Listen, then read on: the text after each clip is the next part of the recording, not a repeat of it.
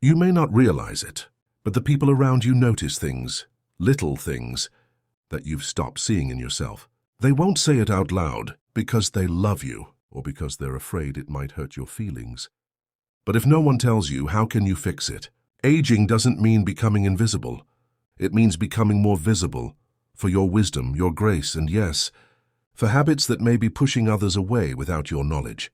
This isn't about shame, it's about dignity.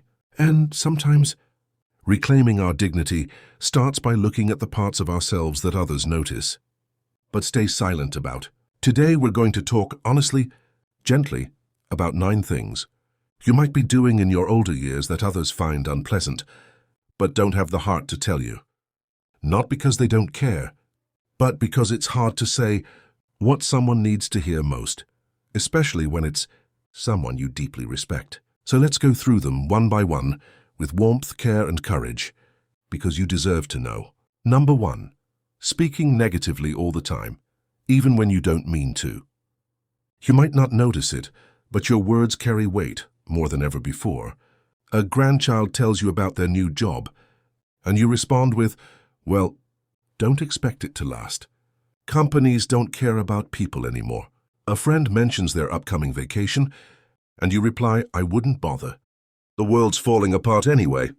You may think you're just being realistic, but to others, it feels like a cloud of negativity that follows you everywhere. It's easy to fall into this. Life gets harder. Pain increases. The news is bad. Friends pass away. You've seen so much that optimism feels naive. But here's the truth. Your attitude becomes the air that others breathe when they're around you. And if all they breathe is bitterness, they'll start avoiding you, even if they love you. Remember when you were younger, and that one relative who always complained would show up? How heavy the room felt. Don't become that person. If you find yourself slipping into negativity often, pause, breathe, try saying something hopeful instead, even if you don't fully feel it. Like, that's great news. I hope it brings you joy. Or, I may not understand it, but I'm proud of you. Sometimes, choosing a kinder perspective is the most generous thing you can do for others. And for yourself. Number 2, neglecting personal hygiene when you don't know you are. This one's hard to hear, but it's one of the first things people notice. You might think you're keeping up just fine. After all, you've showered every day of your life. But in older age, things change. Mobility gets harder. Energy fades. You forget whether you brushed your teeth. Your sense of smell weakens, and you may not notice if something's off. You're not dirty. You're tired. You're doing your best. But loved ones can smell body odor. They can see unwashed hair, stained shirts, overgrown nails, and most won't tell you because it's awkward. But it still pushes people away, and you don't deserve that. A simple, regular hygiene routine can restore not only your health, but also your dignity. A fresh shower, clean clothes, trimmed nails, maybe even a spritz of cologne or perfume if you're feeling bold. It tells the world, I still care, I still matter, I'm still here. If it's too hard to manage alone, that's okay. Ask for help, hire a home care aide, set phone reminders, keep hygiene items in easy-to-reach spots, because good hygiene isn't vanity, it's a gift of respect to yourself and to the people around you. Number 3, repeating stories too often without realizing it. Did I ever tell you about the time I met your grandmother at the bus stop? Yes, you did, 6 times this week. You don't mean to annoy anyone. In fact, that story is precious to you. It holds your memories, your love, your life. But when you repeat the same tales too often, people start tuning you out, not because they don't care, but because they've heard it so many times they know it word for word. It's one of the most heartbreaking habits of older age, because your stories matter. But if you keep telling the same ones, your audience will shrink. Instead, write them down or record them on audio. Ask your family if they've ever heard about the day you nearly joined the Navy or your first job as a teenager. Tell the lesser-known stories. Share your emotions behind them. And don't be afraid to ask questions back. What's one story you hope to tell your grandchildren one day? Sharing stories should be a conversation, not a monologue. You've lived a library's worth of life. Let others check out the new chapters too. Number 4, being too rigid or controlling, thinking you know best all the time. You've spent a lifetime learning what works. You've seen what happens when things fall apart. So when your adult children or caregivers suggest a different way, you say, "That's not how it should be done." You don't mean to be bossy, you mean to be helpful, but it can come across as controlling, especially when you insist that the towels be folded your way, or that dinner must be at 6 miles sharp, or that the thermostat be set to exactly 72. When you were younger, you had flexibility. Now, you cling to structure because it gives you a sense of safety. That's normal, but too much control can feel like a prison, not just for others, but for yourself. Ask yourself, am I making this about what's right, or about feeling in control? Try loosening your grip just a little. Say, "Let's try it your way today," or "Surprise me, I'm open." You might discover a new favorite food, a faster way to organize, or a beautiful conversation you never expected. People are more likely to be around you and to enjoy it when they feel respected, not managed. And trust me, they still want to learn from you, but they also want to feel free. Number 5, making every conversation about your aches, pains, and pills. Pain is real, and it gets louder with age. Your knees don't bend like they used to. Your back tightens every morning. You've got 5 pill bottles lined up on the kitchen counter, and some days that's the most exciting thing on your schedule. So, when someone asks, "How are you today?" it's easy, it's automatic even, to answer with, "Well, my arthritis is flaring again. Doctor changed my blood pressure meds. I barely slept because of this leg cramp." You're not trying to complain, you're just telling the truth. But over time, if every conversation revolves around your symptoms, your pills, or your latest appointment, people start to emotionally check out. It doesn't mean they don't care, it means they feel helpless, or worse, drained. Imagine you're at the dinner table, and every dish tastes like medicine. That's what constant pain talk feels like, even if it's unintentional. Of course, you have every right to speak about your health, and when something is serious, you should share it. But consider balance. Instead of only saying, "My hip hurts today," try adding, "But I still managed to water my plants. The tomatoes are coming in nicely." Share your pain, but also your resilience. Let your loved ones see that you are more than your symptoms, and when you ask them about their day, really listen. Let them feel seen too.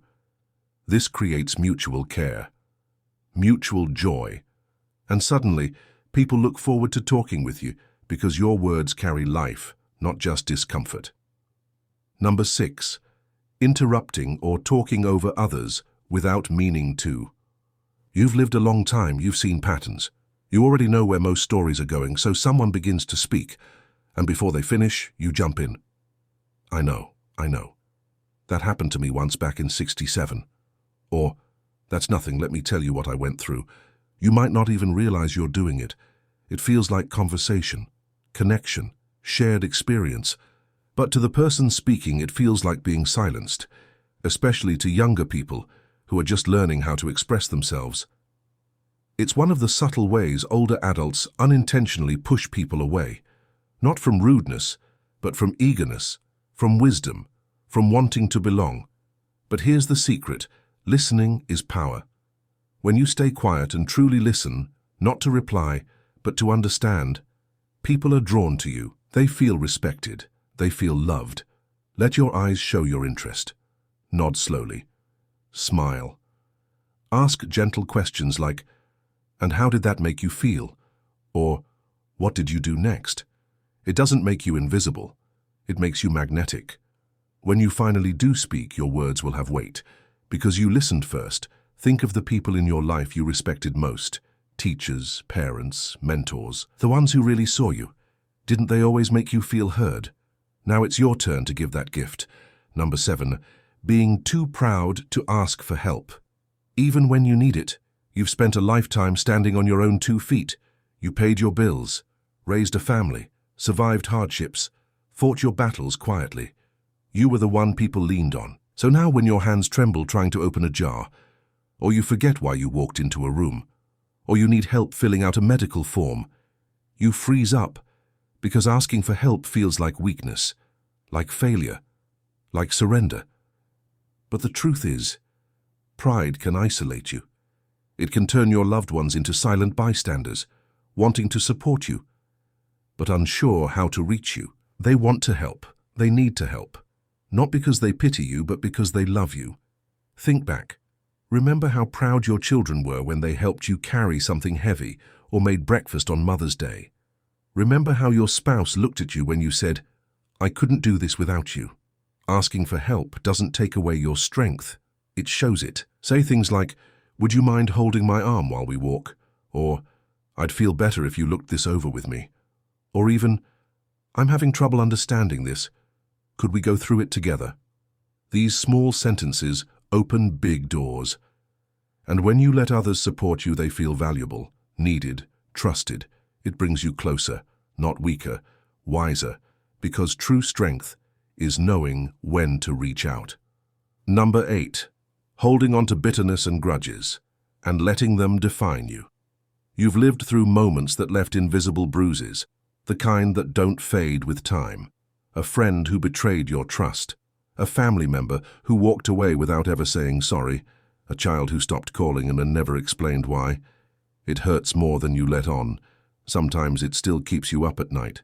You've tried to be strong, told yourself, "It doesn't matter anymore." But deep inside, the wound still whispers, not every day, but enough to color how you see the world. Enough to harden your heart, just a little. And over the years, the bitterness has started to seep out in small, quiet ways. The heavy sigh when someone mentions a name. The sarcastic remark when family brings up reconnecting. The subtle tension in your voice that says, they don't deserve forgiveness. And here's what's even harder. The people around you notice. They don't mention it, and because they don't want to reopen old wounds. But they feel it. The edge, the heaviness, the quiet grief that still hasn't been put down. You see, bitterness is like rust on your soul. You don't always see it forming, but one day it's eating through your peace. And you deserve peace. You deserve mornings where your heart doesn't feel clenched, where the past no longer dictates how you feel in the present. Letting go doesn't mean forgetting. It doesn't mean pretending the pain wasn't real. It means deciding that you deserve to feel light again. If a name still makes your stomach tighten, write it down. Write them a letter you'll never send. Let the tears come if they must. Then light a small candle and burn that letter in a safe place. Watch the flame carry your anger upward, as if your soul is being emptied of something heavy, and say out loud, even softly, "You don't control my peace anymore." You will feel a shift, maybe not all at once, but bit by bit, you'll feel the tension loosen. The past grow quieter, and others will feel it too. They'll hear the difference in your laughter. They'll see you smile with more ease. They'll sit beside you a little longer, stay in conversation a little deeper, because when bitterness leaves the room, love can finally come in. Number 9, giving up on learning and growth, as if life's already over.